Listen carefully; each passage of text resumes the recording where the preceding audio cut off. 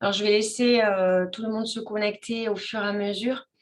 Euh, Vous pourrez intervenir, Ici. bien Mais entendu. quand je fais ça, Alors, hop, voilà. Veillez bien vraiment à désactiver le son, même si j'ai fait en sorte de pouvoir le faire moi-même. Vous avez quand même la même pour réactiver votre son. Euh, donc, du coup, je vais laisser voilà, toutes les personnes se connecter. Vous dire que ceux qui n'auront pas pu se connecter aujourd'hui ou qui souhaiteraient avoir la présentation de ce webinaire, celle-ci sera assurée par mes collègues de Pau, Elisabeth Poutz et Géraldine Etchessar, jeudi matin à 10h30 également en visio, en webinaire. Donc, si vous avez besoin, nous pourrons toujours vous donner les accès et de toute façon, vous retrouvez les informations sur Amélie. Aujourd'hui, donc, on va se consacrer en une demi-heure à peu près au temps partiel thérapeutique. Alors, regardez un petit peu les modalités d'application du temps partiel thérapeutique.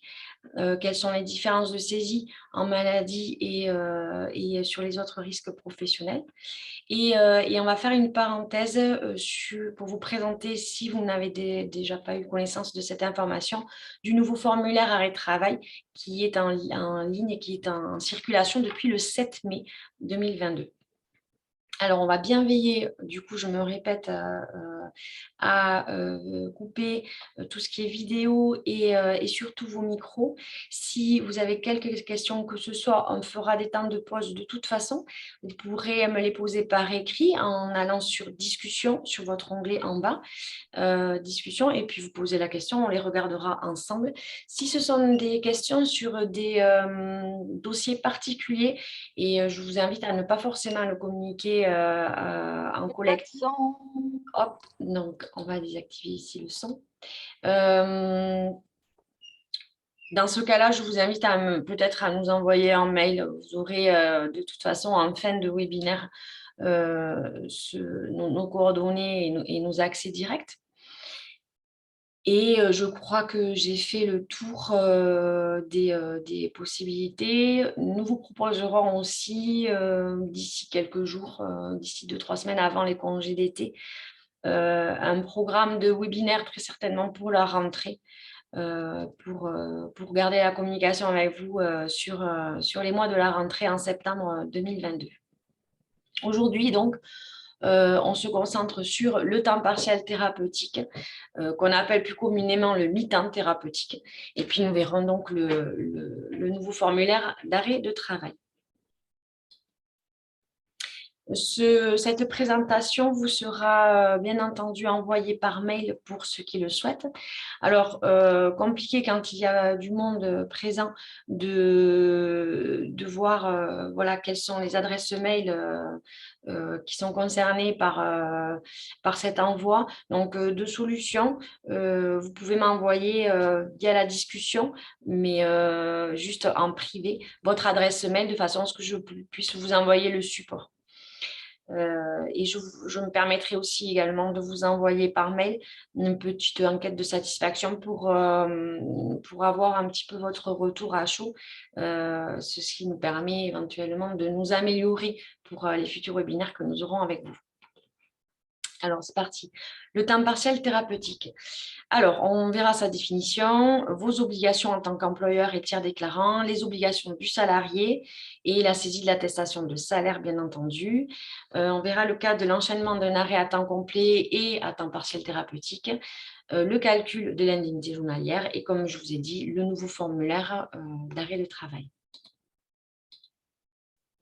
Alors, la définition du temps partiel thérapeutique. Donc, sous réserve de respecter certaines formalités et de remplir des conditions, votre salarié peut bénéficier d'une reprise de travail à temps partiel thérapeutique en maladie, ou on appelle aussi une reprise de travail léger dans le cadre d'un accident de travail ou maladie professionnelle. Le but premier d'une reprise à temps partiel thérapeutique est bien entendu de faciliter un retour à une activité professionnelle à temps complet. Alors, en maladie, la prescription médicale attendue doit être établie par le médecin traitant de votre salarié. Par contre, la différence en accident de travail ou en maladie professionnelle, votre salarié peut s'adresser à un médecin de son choix, un médecin traitant, un généraliste autre ou un spécialiste. Donc, aucune disposition réglementaire ne prévoit les modalités pratiques de la mise en place du temps partiel thérapeutique, notamment concernant la durée de travail, les horaires de travail ou l'aménagement du poste. Ces conditions doivent être déterminées conjointement entre votre salarié, vous-même et la médecine du travail. On appelle ça des conditions avec des décisions tripartites. Il faut savoir que depuis le 1er janvier 2019, il n'est absolument pas nécessaire qu'un temps partiel un temps partiel thérapeutique suive un arrêt à temps complet. Votre salarié peut faire la demande, conjointement donc avec le médecin traitant, la demande d'un aménagement du poste à tout moment, alors qu'il n'a pas été forcément en arrêt de travail à temps complet avant. Très important aussi, et c'est la raison pour laquelle on vous présente après la saisie de l'attestation de salaire. Pour le moment, le temps partiel thérapeutique est exclu du dispositif DSN que vous connaissez aujourd'hui. Alors, il se peut que le temps partiel thérapeutique entre en scène à partir de la rentrée 2022, septembre 2022. On croise les doigts, on est positif, c'est fort possible que ce soit le cas.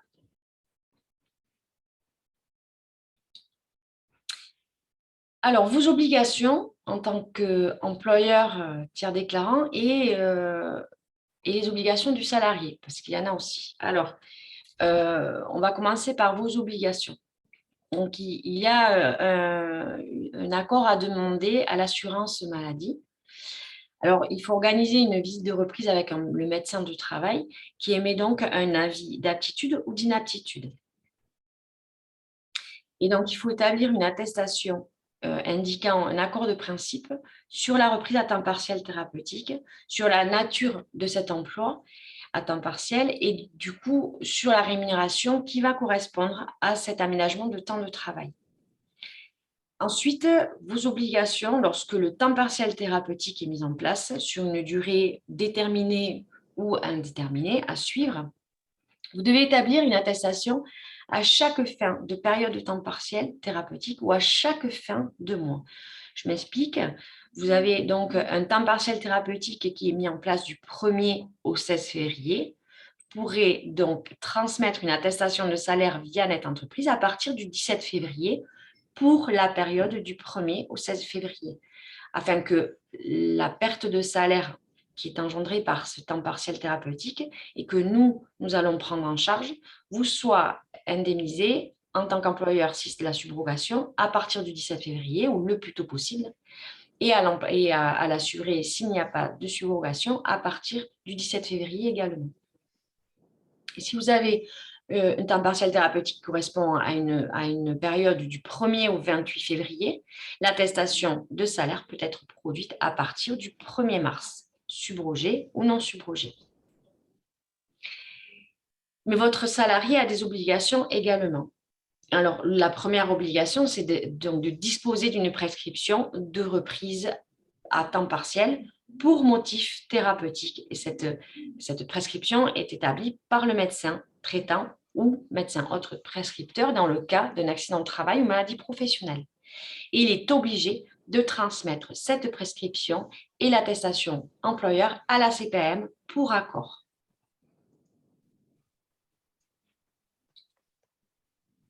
Alors, la saisie de l'attestation de salaire. On va prendre le cas général et puis le cas particulier lorsqu'il y a des congés payés, parce que c'est un petit peu la bête noire qui réside aujourd'hui dans les saisies. Au risque maladie, le cas général. On prend le basique. Vous avez un arrêt à temps plein du 16 mars 2020 au 31 janvier 2021. Ou pas, parce que comme on l'a vu, il n'y a pas d'obligation d'avoir un arrêt à temps plein avant le temps partiel thérapeutique. Mais il y a une demande de reprise en temps partiel thérapeutique par votre salarié qui est faite au 1er février 2021. et c'est une reprise à temps partiel avec un mois complet à temps partiel thérapeutique. Dans ce cas-là, dans votre saisie, vous allez saisir dans la période de référence du 1er février au 28 février, ce qui correspond au mois à temps partiel thérapeutique, et on va vous demander de noter la perte de salaire uniquement, qui, dans ce cas-là, est établie à 800 €. Alors attention, le dernier jour de travail sera donc le 15 mars 2020, comme pour l'arrêt à temps complet, c'est-à-dire comme pour le départ de l'arrêt à temps complet à partir du 16 mars. D'accord? La saisie de l'attestation de salaire, toujours pareil, au risque maladie, on s'entend bien. Période à temps partiel thérapeutique, mais avec des congés payés dans ce mois à temps partiel thérapeutique. On prend un exemple. Le même exemple, prescription à temps partiel thérapeutique à partir du 1er février jusqu'au 28 février 2021. Mais votre salarié a des congés payés du 10 au 28 février 2021. Habituellement, le salaire brut perçu à temps plein du 1er au 28 février est de 1 500 €. Le montant des congés payés pour la période du 10 au 28 février est établi à hauteur de 1 000 €. Le salaire du temps partiel thérapeutique que vous servez à votre salarié du 1er au 9 février est établi à hauteur de 200 €. Donc, le montant de la perte de salaire à reporter sur votre attestation de salaire à l'endroit prévu à cet effet, pour la période du 1er au 28 février, sera donc de 300 €. 1 500 moins 1 000 des congés payés, moins 200 du salaire que vous lui avez servi pour la période du 1er au 9 février. Alors attention, ne surtout pas reporter sur votre DSIJ, sur votre attestation de salaire, une période du 1er au 9 février. Il faut faire très attention, et que ce soit en maladie ou pour d'autres risques professionnels, lorsque vous saisissez une attestation pour un temps partiel thérapeutique, il faut absolument et obligatoirement que ce temps partiel, que la période soit la même que la prescription médicale que nous avons enregistrée et que vous avez enregistrée également, même s'il y a des congés payés ou des absences autorisées à l'intérieur de ce temps partiel thérapeutique. D'accord ? Il y a également l'attestation de salaire donc à saisir pour le moment sur notre entreprise, puisque c'est hors DSN, on l'a dit. Je me répète un petit peu pour ceux qui arrivent en cours de webinaire. Là, on va voir donc la saisie de l'attestation de salaire lorsque vous avez un temps partiel thérapeutique qui est mis en place dans le cadre d'un accident de travail ou une maladie professionnelle. Donc là, sur cette diapositive, on vous présente le cas général, c'est-à-dire un temps partiel thérapeutique sur tout un mois, sans congé payé pour le moment. Donc, vous avez un accident de travail le 15 mars 2020. L'arrêt à temps plein part du 16 mars 2020 au 31 janvier 2021. On est toujours sur les mêmes dispositions depuis 2019. Il n'est pas obligatoire que votre salarié ait réalisé ou ait été en arrêt à temps complet avant d'accomplir un arrêt à temps partiel thérapeutique. D'accord ? Mais votre salarié reprend au 1er février 2021 à temps partiel thérapeutique pour le mois entier. Donc là, votre saisie, vous aurez dans le cadre A, que vous avez l'habitude de compléter, la saisie du mois entier. Toujours pareil, on se réfère aux dates qui ont été prescrites par le médecin. Mais vous allez noter le montant brut que vous lui avez servi pour le travail qu'il aura exécuté sur son lieu de travail. Alors là, j'ai fait le basique, c'est-à-dire que j'ai pris une moitié de temps, mais sachant qu'il faut bien être précis, on l'a dit au début, l'aménagement du poste de travail dépend des capacités, c'est une entente que vous avez avec votre salarié, des possibilités de votre salarié. Donc là, j'ai fait moitié de temps, donc c'est 800 € sur cet exemple-là pour un salaire brut, avec le montant des cotisations qui est égal à 21% de ce montant.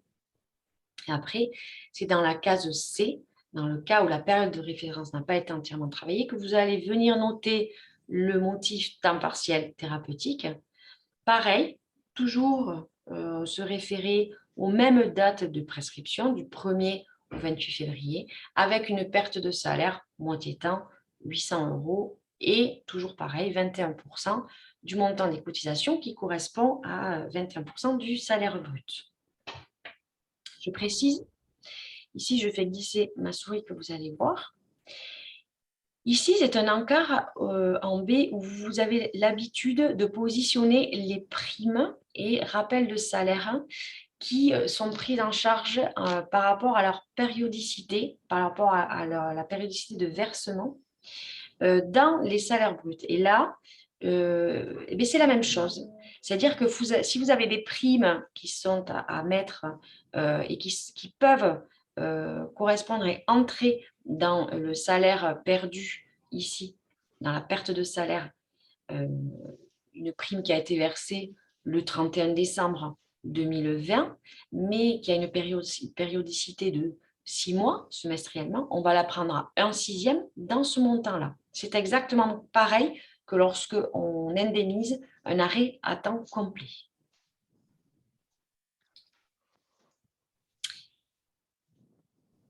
Pareil, là, on va donc plus voir la saisie de l'attestation de salaire lorsqu'il y a un congé à l'intérieur de la période du temps partiel thérapeutique exécuté par votre salarié. Toujours pareil, on ne change pas l'exemple pour pas mettre de difficultés supplémentaires. On prend un accident de travail au 15 mars 2020, donc un dernier jour de travail au 15 mars 2020 également.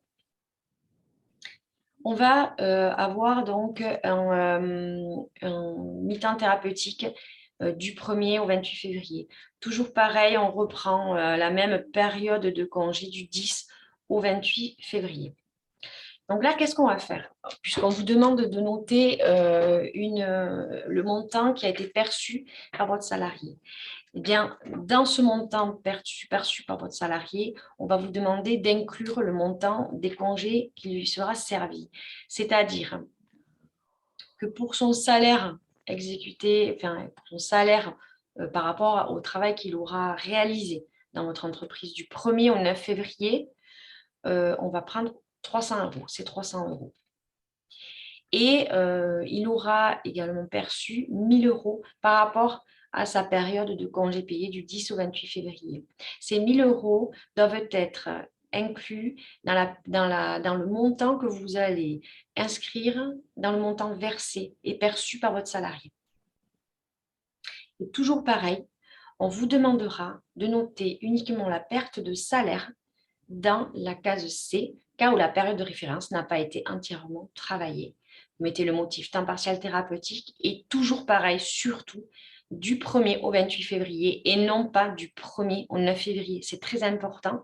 J'insiste, puisqu'en rapprochement avec mes équipes de production sur les indemnités journalières maladie ou sur les indemnités journalières accident de travail, maladie professionnelle, encore aujourd'hui, c'est l'erreur la plus récurrente que l'on peut retrouver et qui donc donne lieu à un non-paiement des indemnités journalières, à des échanges de courrier et à des demandes de documents complémentaires. Donc, ça retarde beaucoup le versement des indemnités journalières dans ce cas-là. On va voir maintenant l'enchaînement d'un arrêt à temps complet et temps partiel thérapeutique. Alors, bien entendu, tout comme des enchaînements à différents risques professionnels, comme on a pu le voir quand on a traité le dernier jour de travail ou le calcul de l'indemnité journalière, à chaque fois qu'il y a un changement de risque, on attend bien entendu de votre part, en tant qu'employeur ou tiers déclarant, une attestation de salaire avec un nouveau risque qui sera coché. Alors, il faut savoir que l'arrêt à temps complet faisant suite à un temps partiel thérapeutique est considéré comme un nouvel arrêt. Donc, il y a l'application du délai de carence. On prend un exemple avec 4 périodes. Un arrêt à temps complet du 1er février au 19 février. Un temps partiel thérapeutique du 20 février au 9 mars. un arrêt à temps complet du 10 mars au 20 mars et de nouveau un temps partiel thérapeutique à compter du 21 mars. Alors, on va décortiquer tranquillement. L'arrêt à temps complet du 1er février au 19 février. On attend quoi? On attend une attestation de salaire, bien entendu. Alors là, ça peut être une DSN, bien sûr, puisque c'est pour un arrêt à temps complet, avec un dernier jour de travail au 31 janvier, pour l'arrêt du 1er février au 19 février. Et ensuite, on attendra à compter du 1er mars, on va vous demander de fournir une attestation à temps partiel thérapeutique pour la période du 20 au 28 février. D'accord? Et ensuite, on va vous demander une attestation de salaire à temps partiel thérapeutique pour la période du 1er au 9 mars. D'accord? Il y a bien entendu une application de carence pour les 1er, 2 et 3 février pour le premier arrêt à temps complet. Votre salarié s'est essayé donc et a essayé de revenir à temps partiel thérapeutique pour un retour à temps complet du 20 février au 9 mars. Sauf qu'il ne se sent pas bien, il revoit son médecin l'arrête de nouveau à temps complet du 10 mars au 20 mars pour avoir 10 jours de repos et de récupération.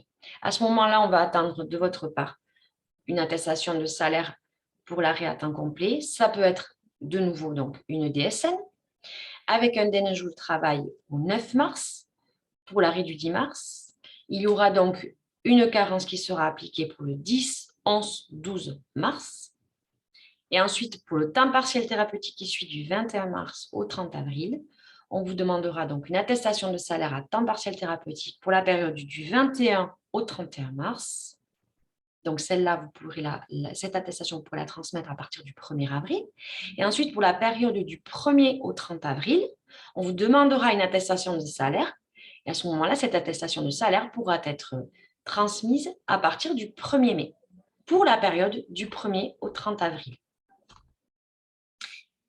Donc là, vous voyez peut-être que lorsque votre salarié a eu un arrêt à temps complet à partir du 1er février et qu'il a repris à partir du 20 février, il est fort possible que le médecin ait fait une prescription de temps partiel thérapeutique pour la période du 20 février au 30 avril. Mais votre salarié ne s'est pas bien intégré, il ne s'est pas senti très bien, pas en grande forme, donc à partir du 10 mars, il a eu un arrêt à temps complet. Sauf que nous, la prescription, on l'a bien eu jusqu'au 30 avril. Je m'explique, ça veut dire qu'il y a bien eu une interruption du temps partiel thérapeutique en plein milieu du 10 mars au 20 mars. Sauf que nous, si on ne reçoit rien, s'il n'y a pas de prolongation du temps partiel de l'arrêt à temps complet, on remettra en place le temps partiel thérapeutique à compter du 21 mars jusqu'au 30 avril. Ce phénomène, en fait, cette opération se fait automatiquement du moment où on a déjà eu une demande de temps partiel thérapeutique sur une plus longue durée que l'arrêt à temps complet qui vient interrompre ce temps partiel thérapeutique. Donc, je l'ai mis. Toute la durée de la prescription médicale initiale établie au titre de la reprise à temps partiel reste valable. Alors, le calcul de l'indemnité journalière à temps partiel thérapeutique. Le calcul de la perte de salaire. Vous prenez le montant que le salarié aurait perçu s'il avait travaillé à temps plein, moins le montant que le salarié a réellement perçu pour le travail qu'il a effectué à temps partiel thérapeutique, et ça donne tout naturellement la perte de salaire. Alors attention, le montant cumulant le salaire à temps partiel thérapeutique et les indemnités journalières versées par la caisse primaire d'assurance maladie ne doit pas excéder le montant du salaire qu'il aurait perçu à temps plein par rapport à la catégorie professionnelle à laquelle il appartient. Par exemple, avant son arrêt de travail, votre salarié occupe un poste de nuit avec une prime en conséquence. Mais il reprend à temps partiel thérapeutique un poste de jour car la nuit est impossible à réaliser pour lui. Le salaire comparatif à prendre en compte est le salaire normal des travailleurs de la même catégorie professionnelle que celle de l'activité reprise en poste de jour. On ne peut pas lui servir une indemnité supérieure à ce qu'il perçoit pendant la mise en place de son temps partiel thérapeutique par rapport à la catégorie de poste occupé. L'indemnité journalière versée pour le paiement du temps partiel thérapeutique ne peut être supérieure à l'indemnité journalière qui est versée lors de l'arrêt initial à temps plein. Là, c'est dans le cas où votre salarié aurait eu un arrêt à temps plein avant de commencer un arrêt à temps partiel thérapeutique. Je vous ai fait un récapitulatif des questions qu'on peut se poser. Alors, une reprise à temps partiel thérapeutique correspond à 50% du temps de travail habituel, oui ou non? Donc, on l'a vu ensemble, non. L'aménagement du temps de travail, c'est un accord tripartite, c'est-à-dire que ça se décide entre vous, votre salarié et le médecin, bien sûr, qui a son mot à dire par rapport aux capacités, possibilités physiques de votre salarié ou psychologiques, bien entendu. Quels sont les acteurs donc, de la reprise à temps partiel pour le motif thérapeutique? Le médecin traitant, un médecin du travail, donc les deux médecins, votre salarié et vous en tant qu'employeur. Alors, quand doit être établie l'attestation de salaire pour une reprise à temps partiel, mettons du 1er juin au 30 septembre? Alors, est-ce qu'on l'établit le 1er juin? Non, absolument pas. Est-ce qu'on l'établit le 30 septembre à la fin pour les 3 mois? Alors, juin, juillet, août, septembre, pour les 4 mois? Non, certainement pas. Par contre, à la fin de chaque mois, oui. Pour la période du 1er au 30 juin, à partir du 1er juillet. Pour la période du 1er au 31 juillet, à partir du 1er août, et ainsi de suite. Et si le temps partiel thérapeutique se terminait au 15 septembre, à partir du 16 septembre, vous pouvez envoyer, transmettre l'attestation de salaire pour la période du 1er au 15 septembre. Et comment effectuer l'attestation de salaire? Au format papier, oui et non, puisqu'on vous le déconseille, bien entendu. Aujourd'hui, la dématérialisation est le gros plus en termes de rapidité et de sécurité des échanges de données. Et via la DSN, non pas pour l'instant, mais on a un grand espoir qu'à la rentrée, la DSN, le dispositif DSN puisse se charger de ce motif d'arrêt de travail. Je fais juste une petite pause, je vais regarder s'il y a des questions à ce sujet par rapport au temps partiel thérapeutique. Et si vous souhaitez prendre la parole, je suis bien sûr ouverte, pas de souci. Alors, je remonte un petit peu pour tout ce qui sera question. Là. Ok. Donc, bonjour à tous, bien entendu. Ok. Pas de souci pour la présentation. Okay. Pour l'instant, je n'ai pas. Alors, il faut prendre obligatoirement la médecine à cette relation. Tripartite ou juste employeur, ça suffit à mettre en place un aménagement. Alors, aménagement, c'est théoriquement vraiment à mettre en place avec la médecine du travail et surtout votre salarié, bien entendu. Le médecin du travail est censé connaître l'aménagement d'un poste par rapport à des gestes qu'il pourrait faire et lui a les données médicales qui peuvent être confidentielles aussi et que vous n'êtes pas forcément censé avoir.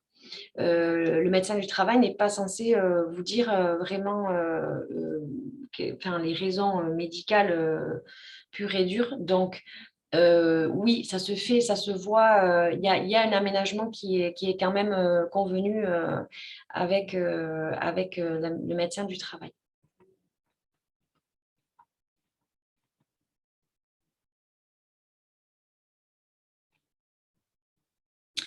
Alors, quid des dates à indiquer en cas d'arrêt maladie, par exemple, pendant un temps partiel? Ok. Alors, j'ai un salarié en temps partiel du 1er au 30 juin 2022. Ok. Le 16 juin, il produit un arrêt maladie classique du 16 au 30 juin. Quelle date indiquée dans l'attestation? Temps partiel thérapeutique, du 1er 15 ou du 1er au 30? Alors là, effectivement, votre salarié vous a présenté un arrêt à temps partiel du 1er au 30, mais qui est interrompu par un arrêt à temps plein du 16 au 30 juin. Donc là, votre attestation à temps partiel thérapeutique sera du 1er au 15 juin. Et vous pouvez la faire dès lors, à partir du 16 juin. Et ensuite, on va vous demander, dès lors aussi, vous pouvez la produire, une attestation de salaire en maladie pour l'arrêt à temps plein à partir du 16 juin, avec un dernier jour de travail au 15 juin. D'accord? Si c'est un arrêt à temps complet pour la même maladie pro, si c'est un arrêt, alors si c'est une maladie, si c'est un temps partiel thérapeutique dans le cas d'un accident de travail ou maladie professionnelle, je pense que c'est ça, et s'il y a un arrêt à temps complet pour la même pathologie, c'est exactement pareil. C'est-à-dire que là, on est vraiment sur des termes et des modalités pratiques d'indemnisation.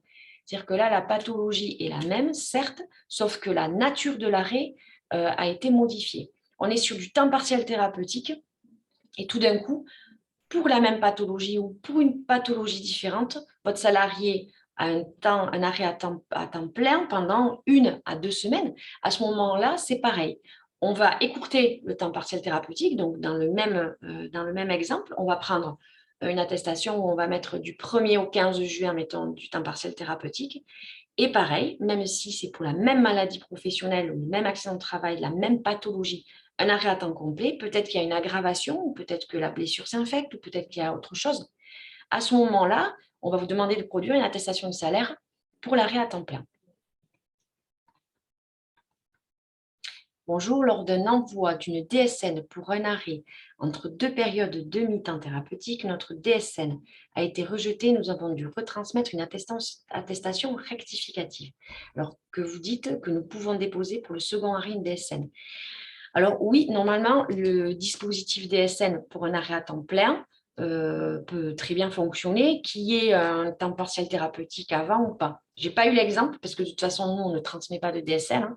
Vous êtes, voilà. Alors, soit il y a un paramétrage à revoir avec votre éditeur, mais une DSN pour un arrêt à temps plein s'envoie de toute façon, il n'y a pas de blocage.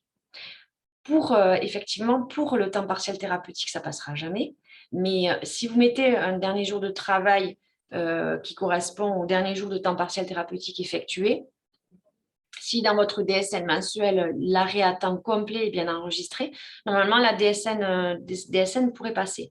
Ce qui m'intéresserait dans ce cas-là, c'est que vous m'envoyiez peut-être votre SIRET, mais bon, sur le mail à la fin, donc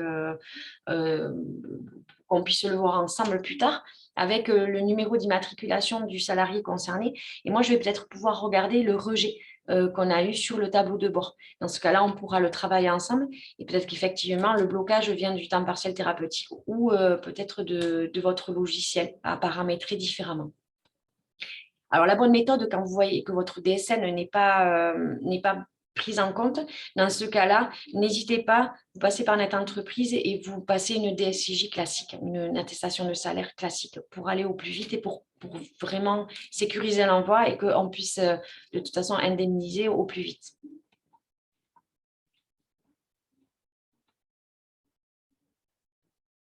Un modèle de document pour demander l'accord, non, vous pouvez trouver, non, j'ai pas une lettre type, peut-être sur Internet, je peux regarder et je peux donner moi votre adresse mail avec votre question, peut-être en message direct et je vous donnerai quelque chose.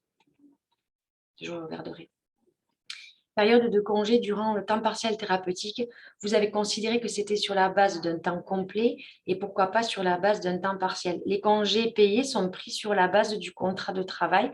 Alors là, c'est-à-dire que on va pas, lorsque votre salarié part en congé, il part en congé sur des journées entières, me semble-t-il. Alors ça avait déjà été évoqué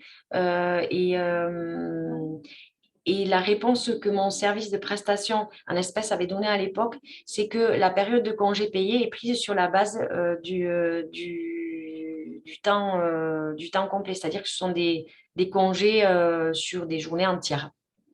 Donc, ça interrompt le temps partiel thérapeutique, mais effectivement, on prend sur la base d'un temps complet. Si on a un arrêt de temps complet jusqu'au 6 avril, par exemple, et une prescription de temps partiel à partir du 3. Que faire dans ce cas-là? Merci. Alors là, c'est très simple. Nous-mêmes, on va se poser la question et on va vous poser la question, à savoir, est-ce que votre salarié aura pris son temps partiel thérapeutique à compter du 7, c'est-à-dire est-ce qu'il a été jusqu'au bout de l'arrêt à temps complet jusqu'au 6 avril?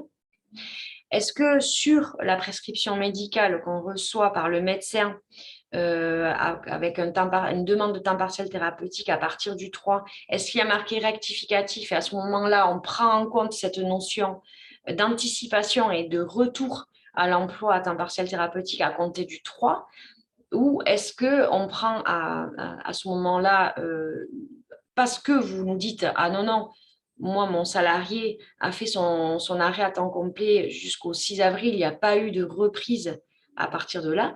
Dans ce cas-là, nous, on modifiera et on vous demandera une justification ou une confirmation de votre part.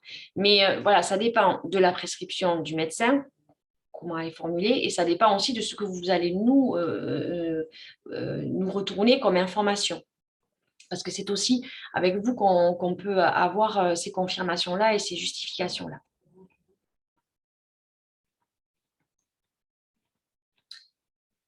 Si un salarié est à mi-temps thérapeutique sur 3 mois et qu'il touche une prime le deuxième mois, faut-il la prendre en compte dans le salaire de référence pour le mi-temps thérapeutique?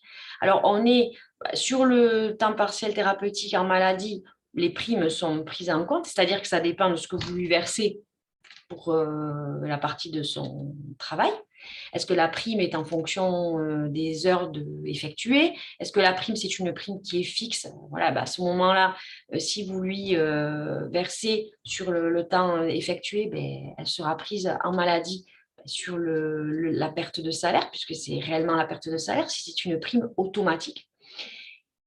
Et si elle est calculée, si elle est proratisée dans le cadre d'un temps partiel thérapeutique risque professionnel, accident de travail, maladie pro, à ce moment-là, de nouveau, vous la mettez, vous la positionnez et vous notez bien la périodicité à laquelle elle se rapporte. C'est-à-dire que nous, on va la proratiser si elle est semestrielle, annuelle ou mensuelle, on la prendra en compte, bien entendu.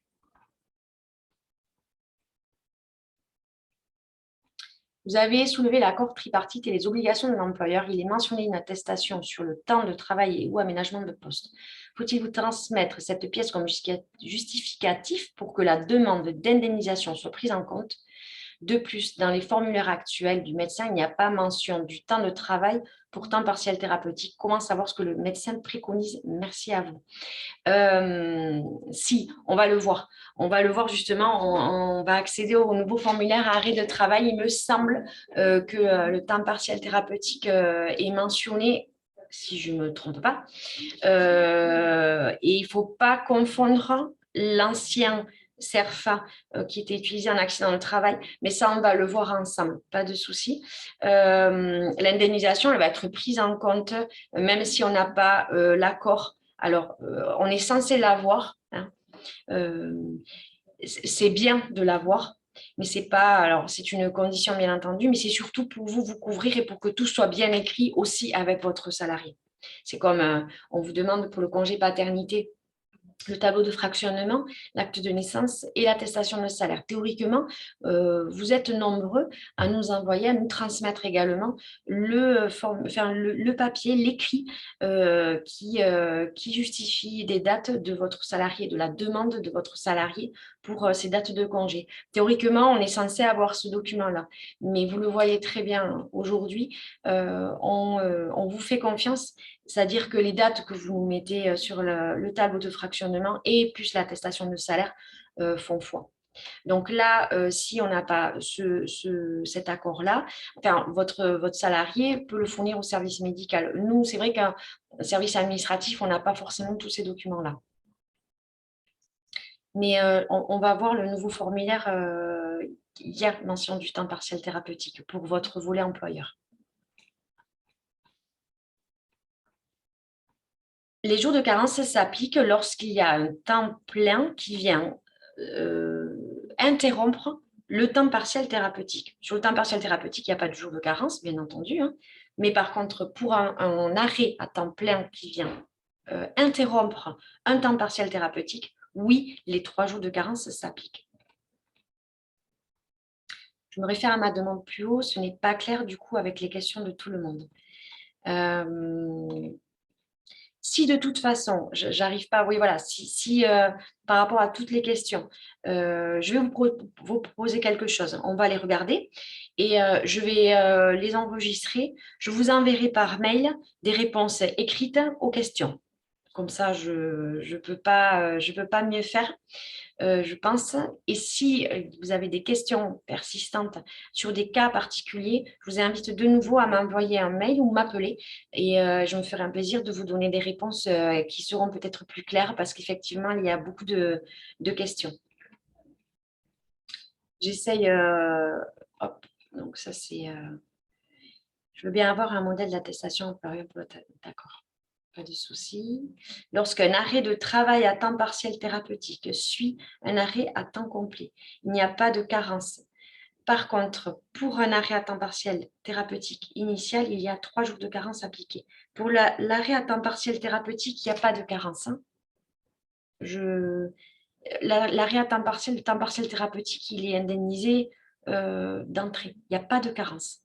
Pas pour le temps partiel thérapeutique, puisqu'il y a un temps travaillé et une perte de salaire.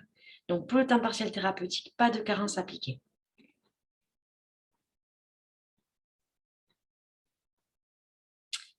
Oui, le médecin traitant établit l'arrêt à temps partiel dans le cas de la maladie.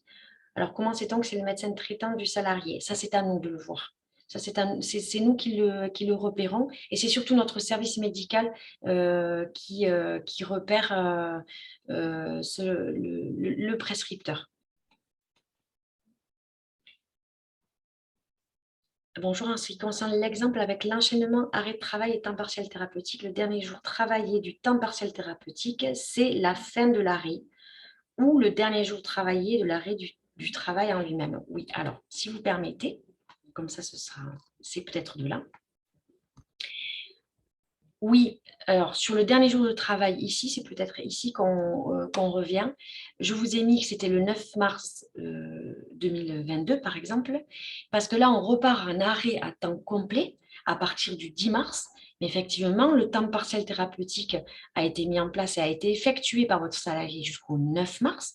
Donc, le dernier jour de travail pour l'attestation de salaire pour l'arrêt à temps complet sera donc le 9 mars. D'accord ?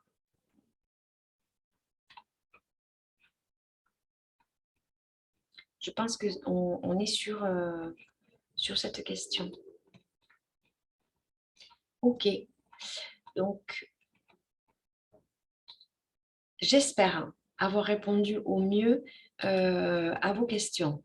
Vous pouvez prendre la parole si vous voulez. On peut se contacter par téléphone, par mail. Enfin, sachez, voilà, on essaie de ne pas vous laisser tout seul non plus dans vos démarches, que ce soit mes collègues de Pau, Géraldine et Elisabeth ou moi-même sur Bayonne. On fait un petit focus sur le nouveau formulaire arrêt de travail. On a décidé de vous le présenter. Alors, par rapport au temps partiel thérapeutique, oui, il y a un rapport direct puisqu'il fait partie des prescriptions nouvellement et fraîchement mises sur le nouveau formulaire. Mais on a décidé de vous le présenter parce que c'est nouveau et parce que ça peut être surprenant pour vous en tant qu'employeur ou tiers déclarant, à savoir la grosse différence, le certificat médical que vous receviez pour un accident de travail ou maladie professionnelle, un certificat médical initial ou de prolongation, ne seront plus sous le même format. Ce format papier de couleur mauve, ce ne sera plus le cas. Alors, voilà, je vous ai mis le numéro du décret si vous êtes intéressé pour aller voir le dispositif voilà, qui le décrit. Mais ce décret a prévu donc une mesure de simplification qui fusionne les avis d'arrêt de travail et qui met en circulation un seul modèle d'avis d'arrêt de travail qui sera commun à tous les risques, le risque maladie, maternité, paternité, accident de travail, maladie professionnelle. Alors, en cas d'arrêt de travail initial, de prolongation, vous, en tant qu'employeur, vous ne recevrez plus qu'un seul formulaire unique, le formulaire marron, alors qu'il concerne un risque professionnel qu'on vient d'évoquer. Le nouveau formulaire, l'avis de travail qu'on va voir après, va intégrer les modifications suivantes. Donc, vous aurez dessus la prescription des arrêts de travail, accident de travail, maladie professionnelle. Le temps partiel thérapeutique, la notion de situation de pure activité, la notion d'activité autorisée, le congé de deuil. Vous pouvez, je vous ai mis en lien que vous aurez avec le diaporama. Ce lien-là, vous pourrez aller voir un petit peu les dispositions et les modalités d'application de ce nouveau formulaire. Alors, on s'explique. Les changements pour vous. Bien, en cas d'avis d'arrêt de travail initial ou prolongation, un seul formulaire. Et c'est surtout en cas d'avis d'arrêt de travail en accident de travail ou maladie professionnelle. Vous recevez ce formulaire-là. Alors, qu'est-ce qu'il y a de différent? Vous aurez ici, là où je fais glisser la souris, sans rapport ou avec un rapport avec l'état pathologique résultant de la grossesse, sans rapport ou en rapport avec un accident de travail, maladie professionnelle, avec la date de l'accident de travail et maladie professionnelle, c'est-à-dire que le CERFA MOV que vous aviez avant, c'est également à fournir, mais c'est votre salarié qui va l'avoir en main. Son médecin est obligé de lui donner, mais ce formulaire-là n'est valable que pour nous, assurance maladie. C'est-à-dire que dessus, il y a une notion de soins, de durée de soins. Il n'y a plus la notion de durée d'arrêt de travail, puisque nous recevons et l'ancien certificat médical que vous connaissez pour l'accident de travail et maladie professionnelle, et le nouveau formulaire dont je vous parle aujourd'hui. Et c'est ici, vous avez là, comme tout à l'heure, on a posé la question, l'arrêt à temps partiel, thérapeutique, travail aménagé pour raison médicale avec les dates du haut. Ça, c'est votre CERFA, volet 3, employeur. D'accord? Alors, sachez quand même que le certificat médical que vous ne verrez plus, qui était établi par le médecin, qui est toujours établi, mais qui vous était donné pour un accident de travail et maladie professionnelle, il sera consultable lorsque vous avez le délai de consultation en place pour un accident de travail ou une maladie professionnelle. Ce sont des pièces qui sont bien sûr consultables, donc vous pourrez le voir et l'imprimer voilà, via QRP par exemple. Mais par contre, ils ne vous sont plus adressés en tant qu'employeur. Le seul CERFA que vous aurez aujourd'hui, à partir du 7 mai, depuis le 7 mai même, et vous n'aurez même plus de certificat médical. Alors, je pense que cet été, il y aura encore peut-être en circulation. Mais théoriquement, c'est à partir du 1er juillet, mais je dirais peut-être à la rentrée que, voilà, que vraiment le certificat médical initial de prolongation et final pour les arrêts de travail en accident de travail maladie professionnelle, vous ne les verrez plus, vous ne les aurez plus en main. Voilà le grand changement pour la vie d'arrêt de travail, qui n'est pas anodin. Donc, ne vous étonnez plus de n'avoir qu'un seul CERFA et soyez bien vigilants surtout quant à ce qui est coché ici. À ce qui est coché ici, si c'est une salariée femme enceinte, par exemple, si il y a une demande de temps partiel thérapeutique et si c'est en rapport avec un accident de travail et maladie professionnelle.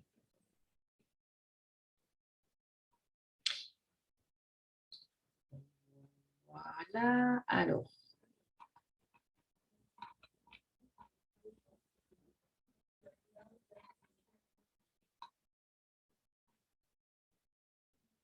Alors, je prends ici, sauf erreur de ma part sur les nouveaux, on ne peut plus distinguer les AT des MP. Alors, date AT et MP, accident de travail, maladie professionnelle. Alors, non, c'est effectivement, on ne les distingue plus. Alors, soit le médecin peut barrer ici, maladie professionnelle, sauf que l'avis d'arrêt de travail, il est censé être dématérialisé de toute façon, donc barré, non. Mais vous savez quand même, si votre salarié vous a fait une demande pour établir une déclaration d'accident de travail et vous a fait part d'un événement soudain au sein de votre entreprise, ou si votre salarié ne vous parle pas peut-être d'une demande de maladie professionnelle, mais de toute façon, lui est censé faire une demande de maladie professionnelle via un formulaire et nous l'envoyer. Et à l'ouverture du dossier, lorsque le dossier complet passe en premier colloque, nous vous envoyons une copie d'une déclaration de maladie professionnelle. Donc après, effectivement, c'est là où vous pouvez faire la différence entre l'accident de travail et maladie professionnelle.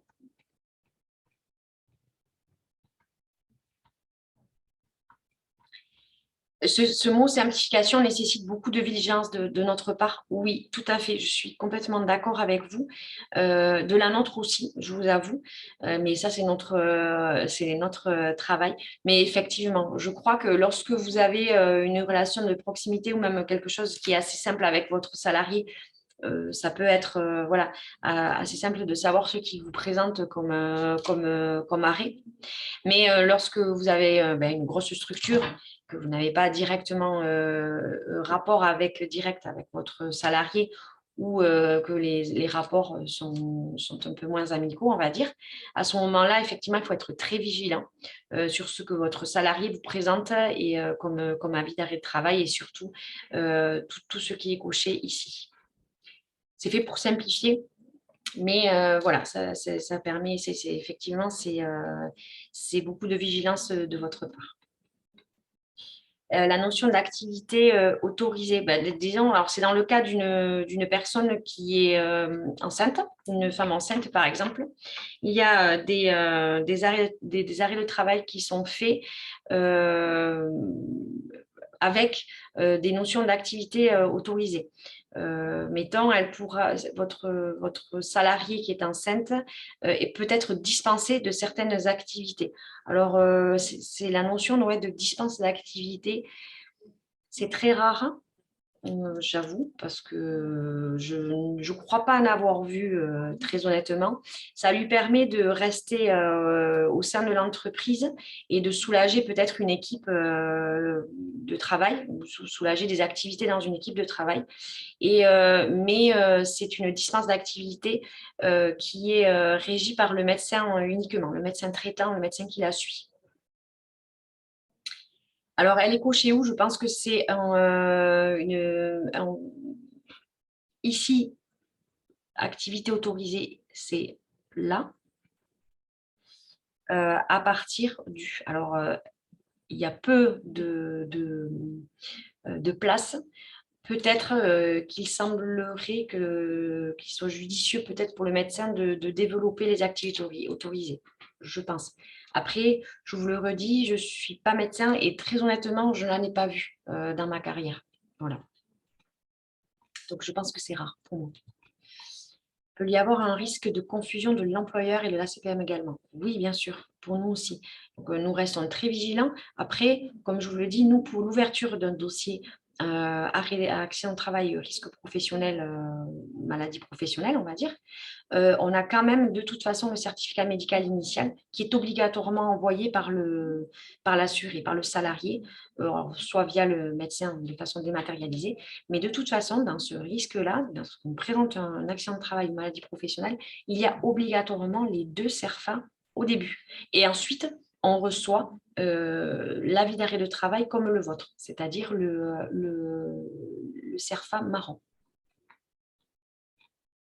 Sur votre nouveau formulaire, je ne vois pas cette notion de temps partiel thérapeutique ici. Est prescrit un temps partiel travail aménagé pour raison médicale. C'est ici. Hop, là. Voilà.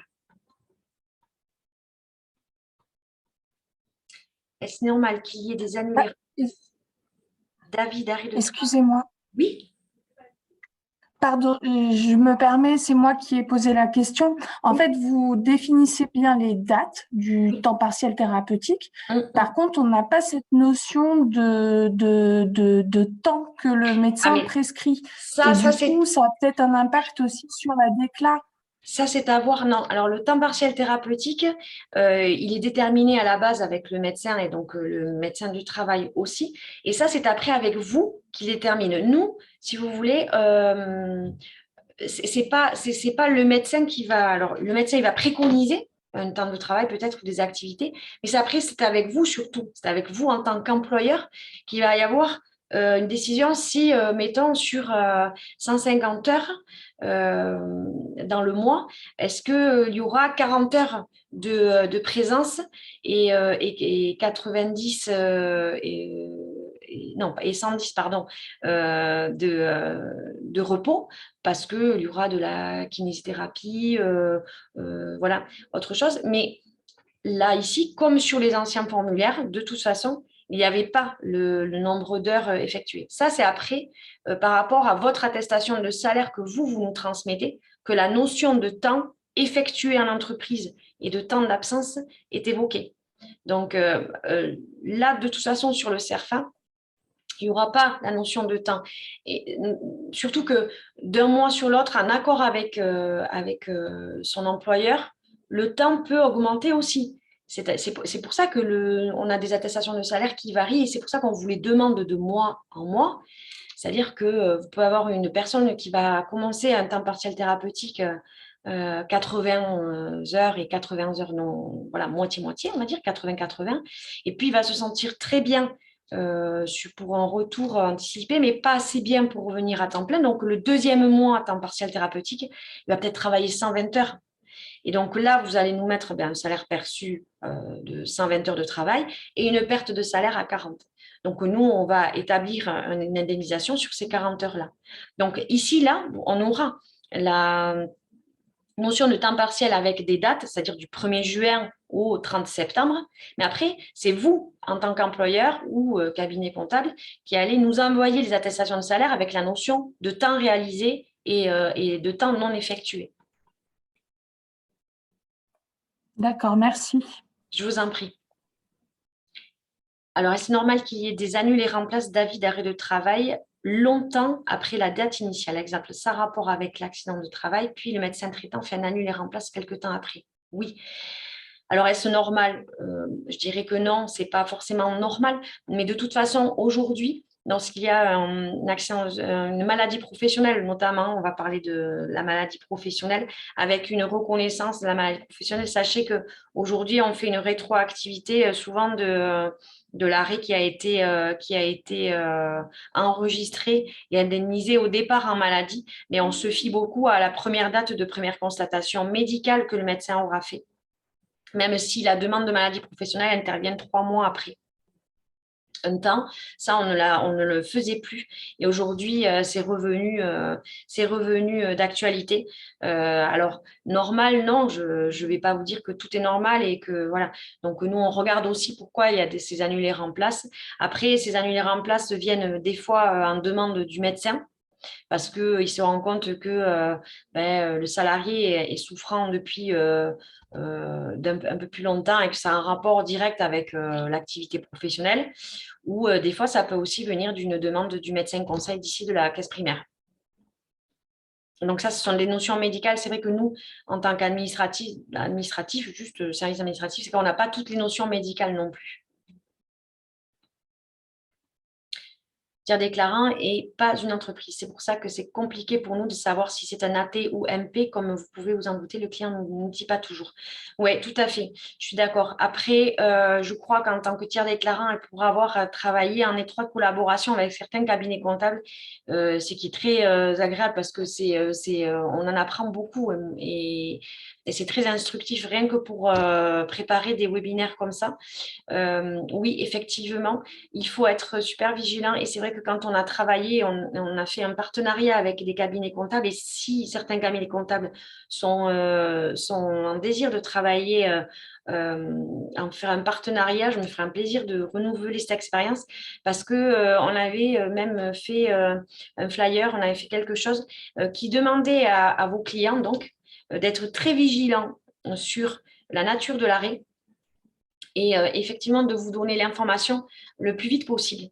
Alors, par tous les moyens possibles, hein, soit voilà, de la démat, hein, donc un scan, de l'avis d'arrêt de travail, mais quelque chose de lisible aussi. Et, ou soit, bon, par téléphone, c'est plus délicat. Bon, le fax, c'est l'ancien temps aussi. Mais je pense que le scan ou le mode PDF ou la photo en mode PDF avec vraiment des dates lisibles. Et effectivement, là, il va falloir être peut-être ou faire une campagne de communication, mais ça, c'est autre chose, pour que vous, en tant que tiers déclarant, vous soyez très exigeant sur l'information qui va vous être donnée, qui va vous être rendue, parce que effectivement, nous, ben, ça va dépendre de ce que vous allez avoir comme information, ben, le document que vous allez nous transférer, bien entendu. La rechute, il n'y a plus de cases à cocher sur les nouveaux CERFA. Alors, sur les nouveaux CERFA, en cas de rechute, on prendra l'autre CERFA, c'est-à-dire le certificat médical initial, qui reste en ligne pour les rechutes. Et à ce moment-là, vous aurez, vous, un certificat de prolongation. Mais comme il y aura une rechute, le dossier sera consultable sur QRP, théoriquement. Hein, donc, vous aurez accès à ce certificat de rechute. Mais effectivement, la notion de rechute reste éditée sur l'autre CERFA. J'avoue, alors on simplifie. Peut-être que ça va nous paraître pas si simple que ça au final, mais je pense que voilà, on va s'habituer. J'espère. Alors, un arrêt maladie qui prend fin un vendredi et un temps partiel qui commence le lundi. Comment traiter les 2 jours du week-end? Théoriquement, il ne doit pas y avoir d'interruption. On demandera, alors on mettra soit bon à payer parce que c'est le week-end, mais ce n'est valable qu'en maladie.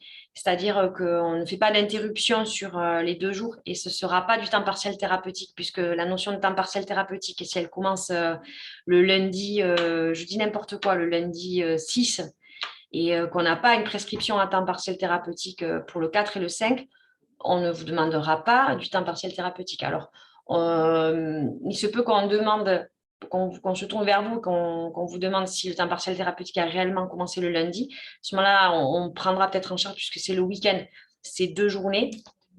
Mais effectivement, on demande aux médecins en général de poursuivre l'indemnisation et qu'il n'y ait pas d'interruption.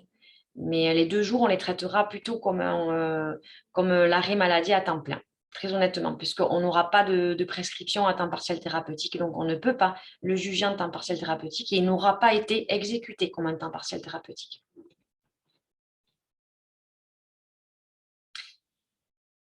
Les documents sont consultables sur le compte ATMP sur Net Entreprise. Alors, si je crois comprendre, les documents, c'est-à-dire…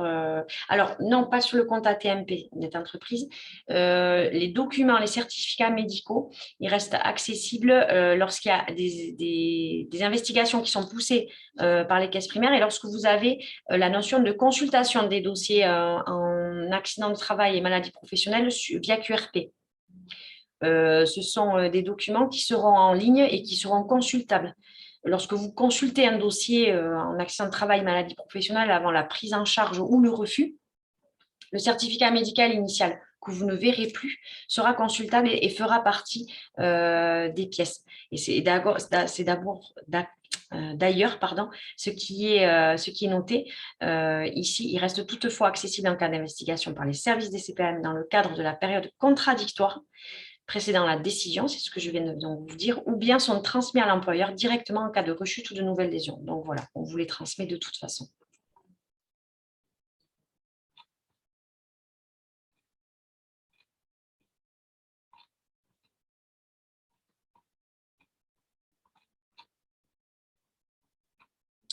Un cabinet comptable, le souci est que l'on ne voit pas grand-chose sur l'exemplaire qui nous est transmis. Je sais. Alors, si vous avez des doutes, vous pouvez toujours vous tourner vers nous. Alors, je sais que vous n'avez peut-être pas les réponses les plus rapides, surtout en ce moment. Ouais, théoriquement, on travaille aussi avec des conseillers informatiques vers les professionnels de santé auxquels on demande à ce que le volet 3 soit relativement lisible. Donc, théoriquement, ce seront des certificats qui vont être dématérialisés, donc qui seront de plus en plus lisibles, on va dire, on va espérer. Oui, alors je parle du QRP, c'est les questionnaires risques professionnels. Ça, je vous enverrai, vous pouvez me laisser votre adresse mail et je vous enverrai la procédure et le mode de consultation de ces questionnaires risques professionnels pour pouvoir accès à tout ça.